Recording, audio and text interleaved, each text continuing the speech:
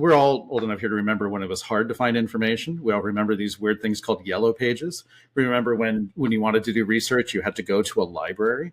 We remember when getting firsthand accounts of things was incredibly hard. As a journalist, you had to be there, you had to witness it with your own eyes. And then it was a lot rested on your testimony as to what happened. And we live in a world now where we have the opposite problem. There's way too much information. We're drowning.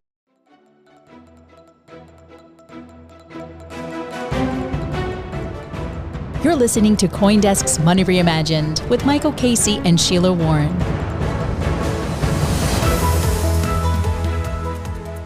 Hello and welcome to Money Reimagined. I'm Sheila Warren, here with my co-host Michael Casey. Today we have the pleasure of chatting with our friend Brian Behlendorf. Brian, who's well known to most in the blockchain ecosystem, currently wears multiple hats over at the Linux Foundation. He heads up AI strategy, and he's also CTO for the Open Wallet Foundation. We both had the pleasure of working with Brian in various capacities, and we're here today to really chat about the early days of the internet. What lessons should we have learned? Might we not have learned? And should we carry forward into the new age that's emerging with things like decentralized file storage, decentralized AI, and a fundamental reshaping of the entire architecture of the internet using blockchain technology? But first, Michael, I'll bring you in first. You buried the lead. You dropped the big story here. You missed out on the big thing here, Sheila.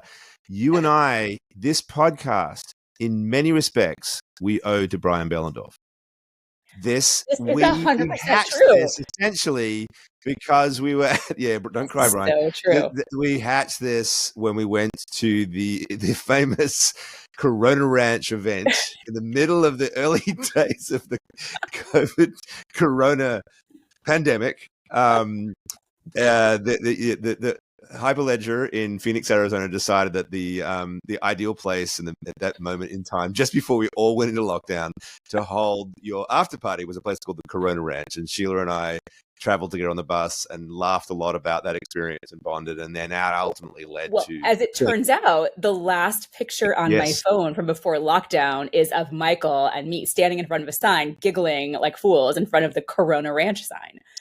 And that is where, exactly. It's because of Phoenix, the Hyperledger. An event, I must say, over the course of that event, we all went from shaking hands and hugging to like the awkward elbow bumps, right? Because things are just really getting kind of gnarly, and flew back. And I think a few days later, everything went on lockdown. So that is true. I did bury that lead. And it's such a pleasure to have you, Brian. Longtime friend.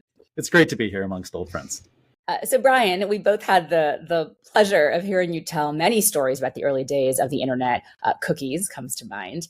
And I'd love to kind of start with a bigger meta frame. So in those early days, when we were thinking about the dissemination of information on the internet, what were the concerns that you remember pondering and conspiring about and trying to solve? And I get the question, the follow-up's going to be, were those problems actually solved? Is it the same things you're finding in the conversations that are happening today around this new architecture of the internet?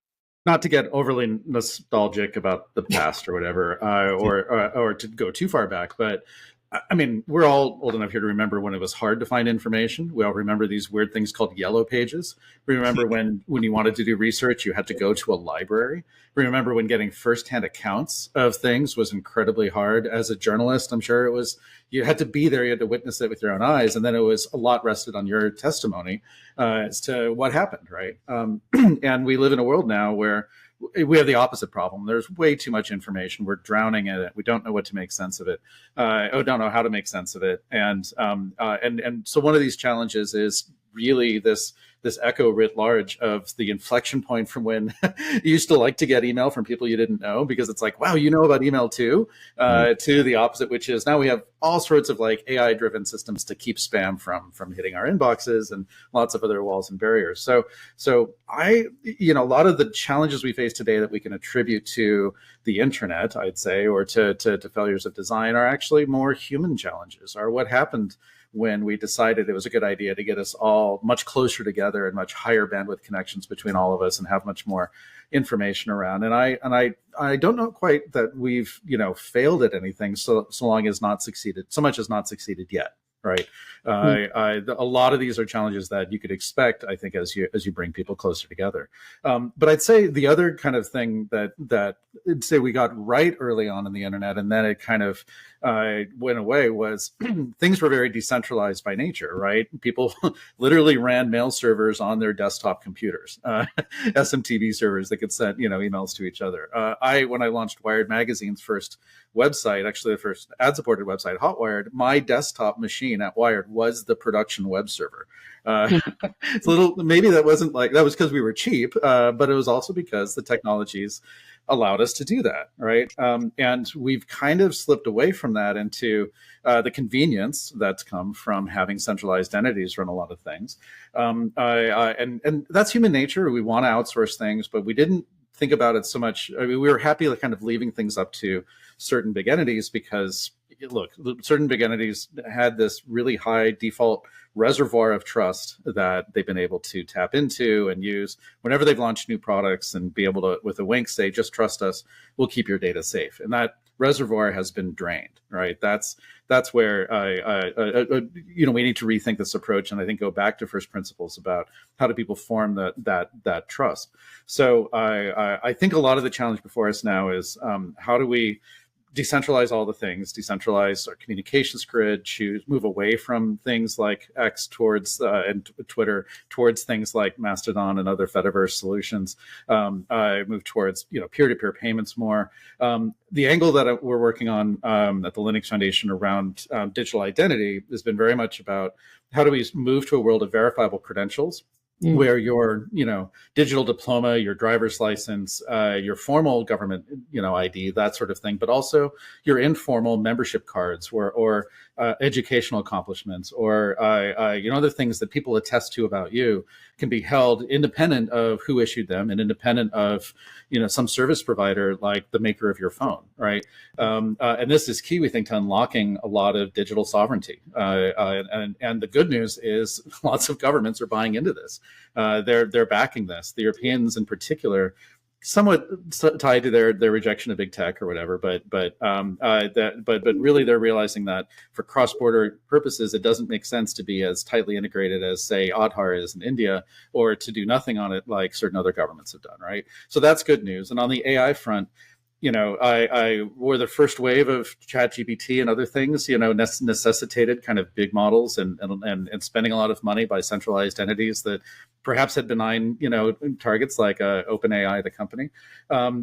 Really, we know from our background with open source and our background with decentralization that the kind of AI future we want to get to is going to be best supported by everybody having these capabilities, having the right to control how they work, to change how they work, to fork from each other, and to be more decentralized about it. And so open source AI, and I can talk for an hour about that if you're interested, is large about how do we move away from needing large entities to do all the training, to do all the inference and that sort of thing, and towards open data sets, open software to build these models, and ultimately open deployment. All right, lots to unpack there, Brian. I want to start with the premise you said right at the start there. So that it really wasn't anything to do with the internet and its design and its structure. It was just people doing bad things, right? That humans ended up humaning in a way. I mean, couldn't you though suggest that, I agree with you in the sense that it's the business model, stupid, is the core problem, I think, with Web 2, that ultimately all the incentives were misaligned, that we've got a model in which, these companies are actually paid to manipulate us, to surveil us, to aggregate our data, and to use that and to turn us into their product rather than their customers. But isn't there an argument to say, well, the early design of the internet should have had some mechanism in place, whether it is self-sovereign identity, whether it's some sort of model in which data is protected and controlled or managed in behalf of those who create it, that would have basically not made it possible for these business models to emerge. How do you deal with that, right? Because it's not necessarily the architecture design. I mean, I suppose it's certainly not probably at the base layer design, but surely there could have been some considerations made that wouldn't have led us into the sort of surveillance capitalism nightmare that. What about nightmare? Because I agree with you. We've had a lot of good things have come out, but the surveillance capitalism problem that I think we all agree is a problem. technology, look, information technology, mechanical technologies are enablers, right? There's no tool that can prevent somebody from doing a thing. I mean, we can come up with counterexamples perhaps, but broadly stated, technologies are about enabling people to do things. And in their design, they can perhaps optimize for good use cases over bad use cases, but especially given people's ability to modify how a tool works, designing a tool that prevents the bad people from doing the bad things is just not possible. Right. And so it's always a race between whenever you build a technology, first, if the right people are building it, you're building it to optimize for the benign, beneficent use cases, to empower people to modify it and rework it and enhance it, and taking in that direction, taking it in very positive directions faster than the bad actors are doing the bad things with it. Right. That's this arms race we have in technology, whether it's email and spam and or AI, right? But it's hard to think of ways to design either an email system that would keep people from being able to spam, or an AI system, but still preserves that ease of use, the fact that you could quickly and easily email people you don't know, that kind of thing, all the way to thinking about how to design an AI system, an open source AI system that cannot be used for bad purposes, right? And just like with blockchain, with Web3, with crypto, we've seen, yes, this enables all kinds of actors, and it is a race. So what it requires is much more of a human response, is can we organize the good actors to work with each other faster and more effectively and be more capable than the bad actors can operate, right? And good versus bad, it's all a value judgment, so we need to be aware of that, right? And there's lots of gray area between the two, but I wouldn't pin this on the developers. By and large, the people who are, the wizards who stay up late, to paraphrase the title of that book, the people who design these protocols, a lot of people who work on open source software, are building it out of neutral to benign intent, right? And I wouldn't hang this on the developers. I'd hang it much more on the people who deploy these systems. And in that case, there was a lot of efficiency and economy of scale that came to setting up a Gmail that could serve 100 billion people, right? Yeah. For free, with free email that's ad supported. I don't know there's a technology that could have prevented that. I do think that when we, I remember speaking at an open source conference, looking out early on, right after kind of Jobs had returned to Apple, right after like the first MacBooks or the new MacBooks were coming out, looking out and seeing just this wave of Apple logos as I was there speaking at an open source conference, right? And I mean, Apple's come around and they're a big supporter of open source, so it's not about them who they are today, but back then it's still very proprietary operating system, right? And you realize people make these conscious choices of convenience over principle all the time, and that's a human thing to do and understandable. What we need to do is figure out, as technologists, how do we make the benign stuff easy, the benign stuff the default, the principled things as easy to adopt as possible, and that's how we get to a path to perhaps better architectures. Yeah, but I look to groups like the Mozilla Foundation, who right. have been building Firefox to be that benign actor, not just benign actor on the internet, and implement protocols the right way, but really fight on behalf of the end users in a world where all the other entities want to commoditize their eyeballs, right? And looking at perhaps other nonprofit structures for technology companies is perhaps a path towards fostering more and more the kind of protocols and technologies we want. Yeah. So I certainly wasn't trying to sort of hang on the developers saying these evil people who designed this. So that was not really my point at all. But rather that it could more have been done to create a framework in which those positive actors, those positive entities built. Like, how do you get Mozilla's model out in front of everything else? How do you, create a framework? I mean, people are building Web3 solutions now. They're building self-sovereign identity solutions as under the argument that it's needed to enable, these otherwise centralized systems to be, diminished. And so, like, I suppose my point would be like. The intentions were there, and they built some incredible things. But I mean, it's just whether or not it was just impossible to foresee the structures, and they could have perhaps done some more to build to incentivize. I mean, it's really about these incentives, I think, because I mean, how do you get people to sort of be incentivized to give up on the convenience for all the protections and so forth that come with a Yeah. less convenient system. And how do you actually design for that, I suppose, would be my Well, there's a question. demand side and a supply side, right? The demand side is, do people choose? The browsers are pretty close to each other in feature and functionality and speed at this point, right? And the choice of Chrome over Firefox is these days kind of more one of inertia. It's what a lot of laptops come pre-installed with. It's what everyone else is using, but people choose to use Firefox. And even if there are some places where it's deficient, because they align with the principle, right? And so it's almost like, how do you encourage consumers to buy green products? How do you, at the corporate level, it's a little bit like how much you convince these organizations that even if there's two software products they're considering for their enterprise use, something that's built by proprietary company and something that's provided by an open source community, there's risks and rewards differently for each. But there's, when it comes to the security, the update, the integrity, there's ways to measure that open source project in a way you don't have a way to measure with the proprietary company, in a way not only to come to trust it, but to know if something happens over here, you can fix it, right? So that's the demand side. On the supply side, a lot of people pretend that open source development is this tremendous act of charity. Like, here's all these devs with no concept of the financial return or how the world works, who are just writing code and giving it away for free, because they're poets and artists and hippies, right? The answer we know from surveys and research is that the vast majority of open source code is built by organizations, most of whom aren't selling the results, so most of whom aren't software vendors themselves. They're companies like Walmart, who are using this software a lot, and they're making improvements to it, right? And then they'll go and build a product or service on top. And so on the demand side, it's one thing we've struggled with is, a lot of times developers feel like they have to justify giving away the source code that they wrote to their bosses, and partly partly as there's operational reasons to do it. It's great to get feedback. It's great to contribute upstream, but sometimes you do have to reach to a higher purpose, or hey, we can move the industry forward by making this contribution. And so I think the net result of now 30 years of people operating in open source software has been helping show companies there is, at the very least, low risk, and in most cases, benefit to giving up whatever meager IP rights you might have in that code that was written, and contributing it upstream to an open source project, or contributing it as a new project in some way.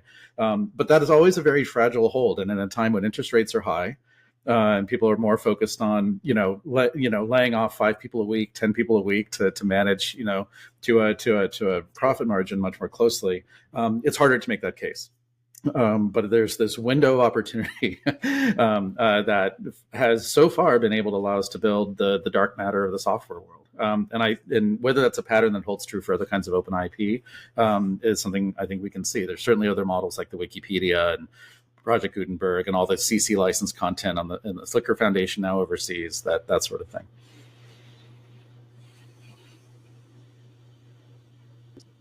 Sorry, Sheila, I thought you were jumping in. Sorry, no, I thought you were jumping in. I can jump in there. So let me.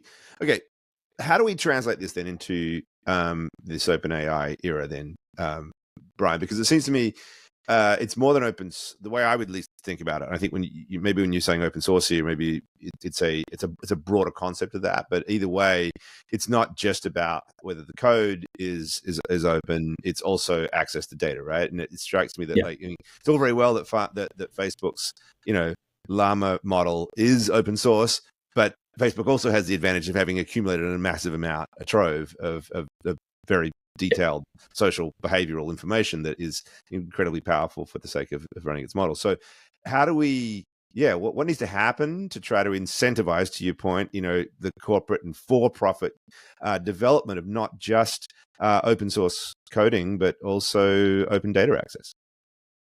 Yeah, well, so obviously it's important to know that an AI model, an AI system, is really much more than just software, right? It's this underlying data set, and the more data you have within some parameters, the more capable your model is, the more it seems human-like or whatever. And so there's been this mad dash to assemble all the data possible, and a lot of that data comes with unclear copyright terms, right? A lot of that data has personally identifiable information in it.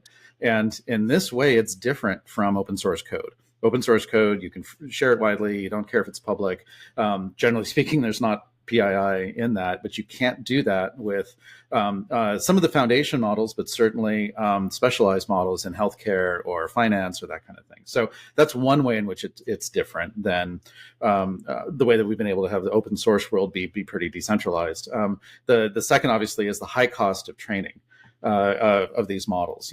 Hundreds of millions of dollars in CPU time to build these things, billions being raised to throw at CPU.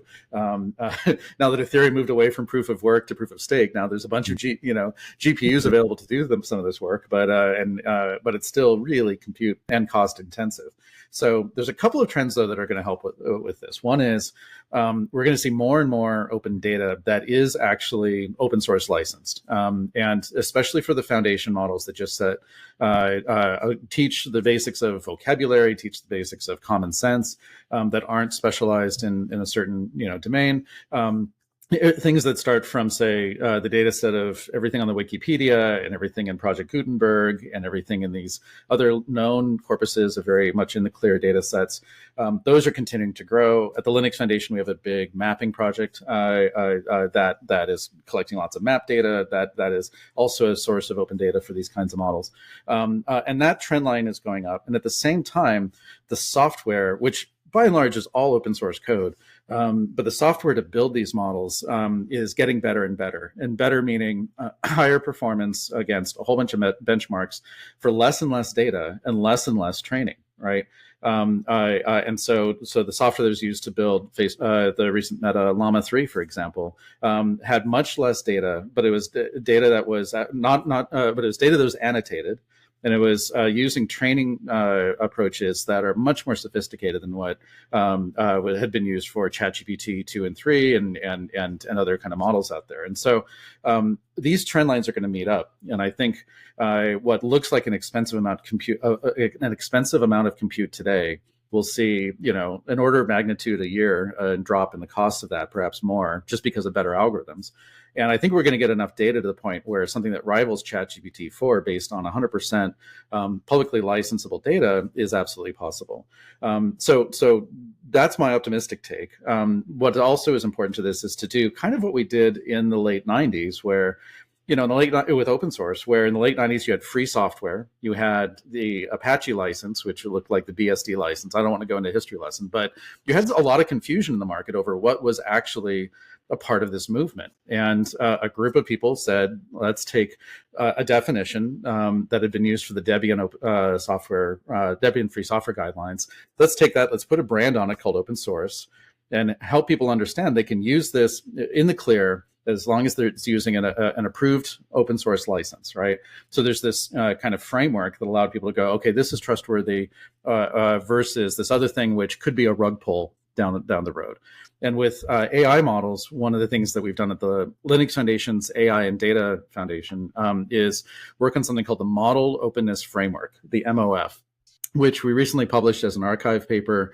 We're rolling out now to a site called isitopen.ai, which is a way of basically what it says is, well, it's a little too hard to say binary, is it open source or not, but there's three different tiers spectrum of openness. Well, it's always a spectrum. Three tiers. Okay, that's good. Yeah.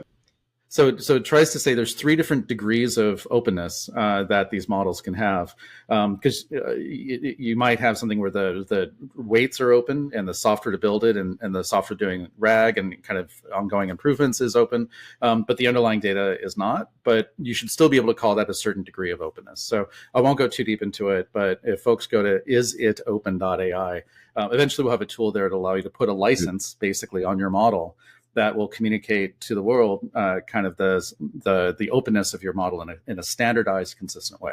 Nice. So you're getting prescriptive, which I appreciate, right? It's like, how do we address some of the problems of both lock-in in terms of who's able to actually build these models and fund their training, which we talked about. We could have a whole conversation about energy consumption around data centers, et cetera, for another time. But I want to get back to something from the beginning, which is from the very beginning, the sort of deluge, the flood of information that's handled now. We think of it as spam, but now, spam is one thing. Spam is like stuff that we know, or an AI or whoever knows is not relevant, important, whatever it is. Even with spam bot filters being what they are, which is, not terrible, non-terrible, let's say, okay, we still have and are faced with an unbelievable flood of information. And to a point you raised earlier in the conversation, it used to be the case that you had these verifiers, a journalist on the scene or whatever it was, who were authenticating the information. And now we have this flood of information. And part of the challenge that's getting more and more acute, as you've said, is like, what is true? Like, what is true, but also what is relevant? How do we even know, like, how to parse through this volume of information? So let's talk a little bit about that. And how you see some of the new tools that are being developed helping us, AI agents perhaps, like we can code them to say, I care about these things, and they're learning from our behavior, but we're also able to tell them, I want to see information from this source or that thing or whatever it is. Maybe say a little more about how you see a thread there around just the sheer volume of info. So at the nerdy protocol layer, we've certainly taken it for granted that content was self-evident, right? A picture, a photo, it might claim to be coming from a certain email address or something, but we didn't think we needed to really harden down kind of that proof of identity early on. I mean, obviously, we introduced TLS to websites so that you knew you were actually talking to your bank's website, that kind of thing. We trained people to look for the green bar or the key or whatever to know that they were talking to that and not to a scam site, right? But we haven't really addressed this at the level of people posting photos on social media yet, except to say, are we, do you believe that handle on Twitter or whatever is actually correlates to that person, which is a horrible system. At the nerdy protocol layer, we are seeing adoption of something called C2PA, which is a content labeling protocol, where this is something now that Adobe supports and Sony and Leica have now built into their phones, where you take a photo with a phone that supports this and it signs it with a digital signature that is registered to Sony or registered to Leica that says this came from a legit camera, right? It hasn't been doctored since you received it. When you look at it, you can look at the pixels. It basically takes a hash of all the pixels and signs that, so that if anything changed in the photo, the signature isn't valid anymore, right? That's step one. Can we get the sensors in the world to be able to sign these documents? Can we do that in a surveillance-proof way is an important question. But this is kind of the opposite of that, which is how do we form a strong binding, right? The second layer of this is you want the signature from the photographer, right, really also to be attached to that. So it's not just this is a photo taken by a Sony camera. This is a photo taken by a Sony camera by Michael Casey, like that strong bond. And now that enters the kind of human layer of this, which is, well, now who do I trust? I think trust is always contextual. It's always social. It's always going to come from whether it's a corporate brand that you trust for rational reasons or not, or a human brand that you trust for rational reasons or not, right? But there's there's ground truth that we as scientists, love to believe in, right? But even that ground truth, most people believe because the authorities in their lives tell them that's the ground truth to believe. So at a human level, that trust is always contextual, and the protocols are getting there to support this, and it strongly attaches to what we see. But there's still that human level. What happens in that cockpit, right? That your pane of glass to the internet. How do you know this photo came from Michael, or that blog post came from Sheila? And I think we're going to need to see the social networks step up in their support of these technologies, and also at the end user level, be able to get much more comfortable with the idea of signing their content.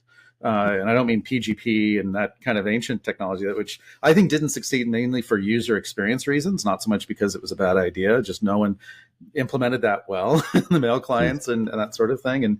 But this idea of us meeting face to face somewhere, signing each other's keys or otherwise vouching for each other, and then some third party being able to know, oh, that was really Sheila's signature because it came through this trustworthy kind of chain, a sequence of trust, is I think key to figuring a path out of this. And the technologies are on it at the protocol layer, and we're starting to see that in the mail clients and things. And this is again a big focus area for wallets. Is people might use these identities and credentials to be able to say, to attach to the media that they see. I'm a journalist. I'm a registered journalist with the Federation of Journalists. Here's my credential. Here's a signed, attestation that this photo and the story are real. And now you can bind it to Michael, the journalist, is, I think, really important. And maybe at the last point, that is the path out there, I think, for the future of media, which is, people read CoinDesk and listen to the podcast because they like the two of you, they like the stories, and they get to know the people behind it.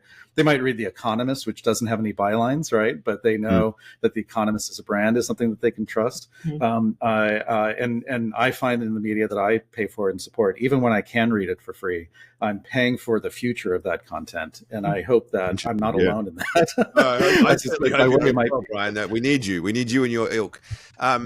So I think this is really interesting. We had Philip Rosedale on last week, and it also dealt with, I think, ultimately this question about proving the human, proving the identity, connecting it back to the human being. That ultimately, I agree with you 100%. This is the source of where trust comes from and how we build communities. It is knowing who the person is, which brings me to a segue into the crypto conversation, because I feel personally that we got set back a long way by a certain kind of wouldn't say myopia, but a very, very, very sort of almost narrow take on things like identity and sovereign identity and so forth, that came through the lens of a kind of a Bitcoin mindset that was like, we do not want identity anywhere near this stuff.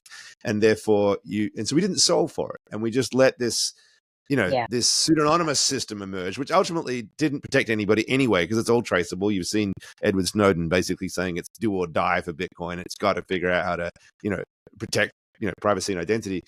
And so at the end of the day, but it became kind of almost like this toxic idea that if we started talking about human beings on the internet, we were going to just unlock the sort of the devils of surveillance and everything else. And yet, smart people for some time have been talking about these models that did have you, hopefully had your cake and eat it too, that it was, you're in control, you're setting your terms. So just putting your, blockchain hat on, because you did spend quite a bit of time at Hyperledger, and Hyperledger was approaching things differently and trying to work on, identities and solutions and so forth. Looking at the ecosystem, right? The crypto, blockchain, the full spectrum of permissionless and permissioned, where are we now? Are people starting to embrace these new ideas about how do we bring humans into the internet exchange in protected ways? Or are we still sort of trapped in this, oh my God, don't touch my keys, don't touch my identity kind of thing? I mean, I think human society is always going to have the full spectrum of people who are, happy to live in a totalitarian regime, and nihilists who can't wait to hasten that on, to the other preppers who for whom the word sovereignty is literally about living in a cabin and not needing to depend on anyone else. But the vast majority of us in the middle are those who realize government is best when it's, and really only legit when it's operating with the consent of the governed, right? And connected to the needs of its citizens and accountable to its citizens, right? Who realize that the federal government, a large government, doesn't have to deliver everything cradle to grave to you. There's governments at lots of different levels, including your neighborhood watch, including your gym and the membership there, right? And who who there and who you meet, including your school. I have an 8-year-old, and our school is intensely social, and it runs itself. It's basically a co-op with the parents, and that's a level of governance and planning for the future. I mean, it's much more relevant to me than what my state or the feds do on education, right? And so we can use tools to enable these kinds of social connective tissues. And I think, the crypto term, just, we all know where that went. And hopefully we can bring it back, because I do think as a term, it means something, but the Fediverse as a concept, is I think one that is starting to, the idea of Mastodon, the idea of decentralizing Twitter, not by saying everybody is a Twitter, but by saying, there will be these nodes that people attach themselves to that are community by nature, small community, small pieces loosely joined, but still where there's governance questions, still where there's optionality and freedom of choice. As long as I as an individual can move between these things, just as I as an individual can patronize, one coffee chain or another, or move my kid out of my school to a different one, that's that freedom of choice we need to preserve. And so broadly stated, where is the industry heading with this? Well, we're seeing crypto come back. We're seeing important projects in the crypto space start to get traction again. Here's where I'll mention Filecoin, the Filecoin Foundation that Sheila and I are both on. We believe is doing important work in the heart of decentralizing file storage and as like a base level of compute and preserving knowledge for the world's future. Like those crypto projects that have aspirations well beyond just mere speculation, that are actually about serving some purpose, or aspirations beyond just decentralizing payment. And we can get into that whole thing in a bit. But I think these are long-term projects, and being 10 years ahead of time is usually the same as being wrong in Silicon Valley, but it happens. Whether this is the right idea now or 10 years from now, it's still the right idea in my book. I think for the time being, figuring out ways to federate things before we go to fully decentralizing things is the better path to normalizing this and getting wider adoption. Global crypto regulation, the disruptive power of AI, the rise of tokenization. Consensus is the one event where experts in digital assets, blockchain, and related topics convene to talk about the ideas shaping our digital future. Join developers, investors, founders, brands, policymakers, and plenty more in Austin, Texas from May 29 to 31. The 10th annual Consensus is curated by CoinDesk to feature the industry's most sought-after speakers, unparalleled networking opportunities, and unforgettable experiences. Take 15% off registration with the code MRP15. Register now at consensus.coindesk.com.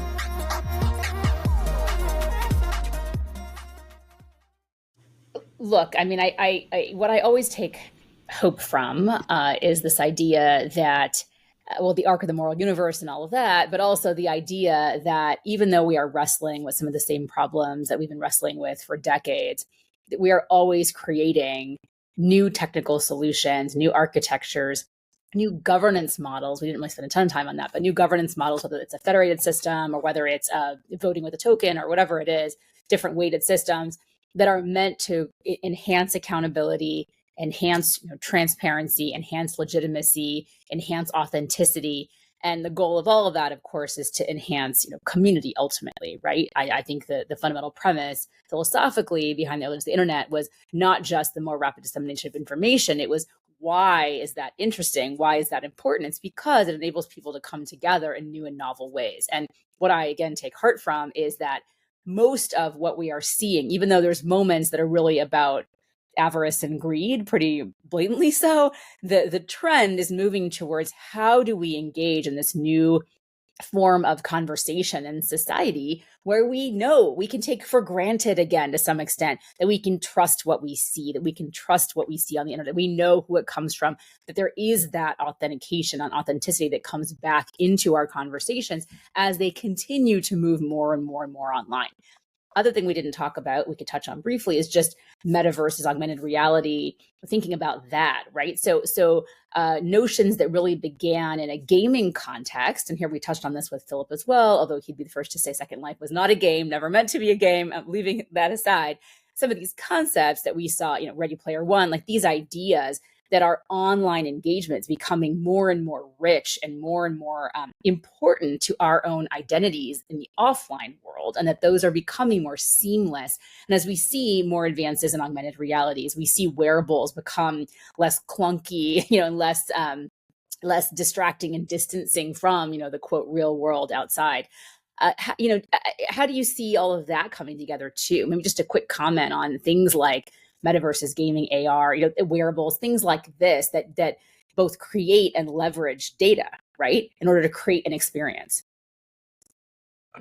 Look, I think, and this is also come up in the kind of concerns people have had about where AI is heading. If we view technology as fundamentally an empowering force, how do we focus that empowerment to be as flat as possible, to help everybody as broadly as possible, rather than for it to amplify the disparities we have out there in the world, where it helps those with wealth and those with privilege a whole lot more than it helps the others. In a metaverse context, I think this means addressing the fact that right now being able to indulge in that stuff is a little bit of a luxury, and being able to be completely immersed in that might not be very healthy for us physically. At the same time, it might help people travel who couldn't otherwise travel, might help people envision having powers they don't have in the real world, right? And live a world that's different than what they can experience today. But I think a lot of the impact of these technologies will come from augmenting the things that we all want to do today, adding a few extra capabilities to be able to achieve the life that we want to have. And so,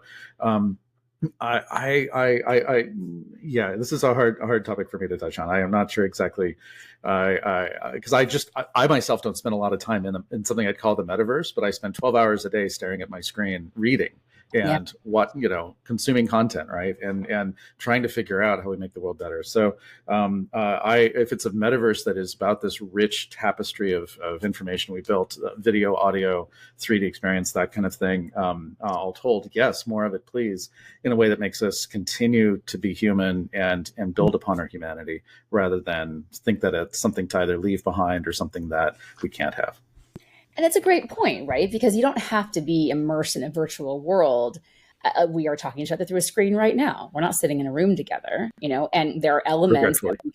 Regretfully indeed. And hopefully that will be remedied very soon in Austin. But we are able to put enhancements even here, right? We're not in a virtual world, but we are in a digital experience of each other. And if I wanted to, using Zoom or using Riverside, I think I could do this. I'm not even sure. I could put on like a mustache or crazy goggles or whatever. There's going to be like things like that are fun and cute and whatnot. But as those become less novelty items and more part of how you think about your presentation in the world, Zoom is a great example. Okay, so everyone I know of a certain age takes advantage of Zoom's touch-up feature. Okay, and let me tell you, you're kind of moving that. How dare we? What didn't know that existed? You can make blur that light a little bit, so all of a sudden, I look like I have a fresh face of makeup on when I've done no such thing. So there are elements of this that are already augmenting our presentation, which is very much meant to be real. But there are probably some folks out there, if they met me in real life for the first time, it'd be like, oh, hello.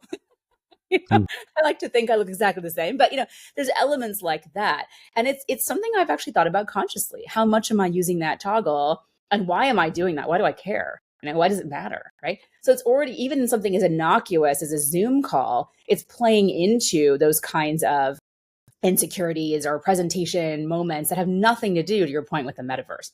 And I just see that ever increasing to the point where our digital presentation of ourselves may or may not be an authentic and a reenactment, of what we actually look like. So I think it applies beyond the metaverse, to your excellent point. And it's something that we don't have, unfortunately, a ton of time to get into it, but it is something I was thinking about as we talked about, with Philip, about Second Life, where you're literally an avatar. It has nothing to do with your physical expression, unless you choose to make it so, right? All the way down on the spectrum to, this is clearly me. It's my voice. It's me. I can authenticate that it's me, etc. But it's me, maybe with a little bit of tweaking going on with my lighting, right? It's things like that.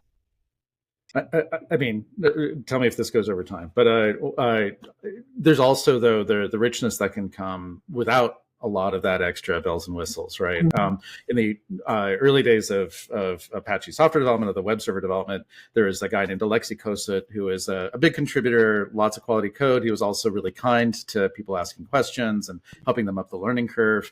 And after about 3 years of pretty solid engagement, and this is, again, no video, no phone calls. We didn't really have even the money to meet face to face, except sporadically or when we happened to know we were in the same place. But after 3 years, he sends a note to the developer list saying, guys, I'm sorry, my time is probably going to be a bit more limited going forward because I've just been accepted as a freshman. I just graduated high school and I'm being accepted as a freshman at Stanford University. And it was like, holy Pete, right? And I've got better examples of that, of people who were contributing from India, contributing from Africa, from China, where being able to engage in text asynchronously was the great equalizer. Because they didn't have to worry about an accent or a time zone or other barriers getting in their way, which we've reintroduced as we've gotten. I mean, Zoom calls are used all over the open source community now, much to our detriment, I would have to say. And so I want to put that plug in there as like, well, maybe there's this kind of low tech thing that actually makes us even a bit more human and equal in some ways. Anyways, listen, I'm all about bringing back the conference call. I love the days of audio only. My team does a lot of audio only. And I'm like, what are we do? Do we really need to be starring each other? I mean, we can get the same points across, you know? And I'm like a Luddite around this stuff where I'm like, do we need the video? And do we really need to be on camera? Is that a thing we need?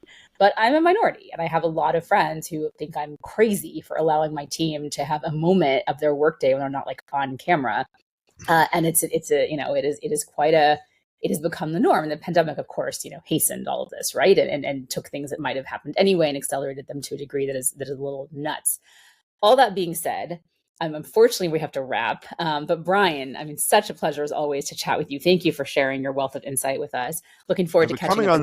At such notice, I don't think our viewers, listeners realize that this was the fastest guest lineup probably, and it is in Money Reimagined. We were like, what do we talk about today? We want to talk about this. Let's do it now. Brian. So I'm always good for a pinch hit if I'm not like on a plane somewhere or something like that. So anytime. So appreciated as always. Okay, and my co-host Michael Casey. So great to see you through this online platform as well. Looking forward to seeing you again as well in Austin in a couple of weeks for the Consensus Conference. Consensus 2024. We got to do this. Sheila and I are preparing. I'm the chairman of this thing, guys. You got to be there. Make sure you come. And to all of our loyal only listeners, bit of shilling that we're doing on this. All our loyal listeners, looking forward to seeing some of you at the conference as well. And thank you so much for joining us. Stay tuned and join us next week for another episode of Money Reimagined.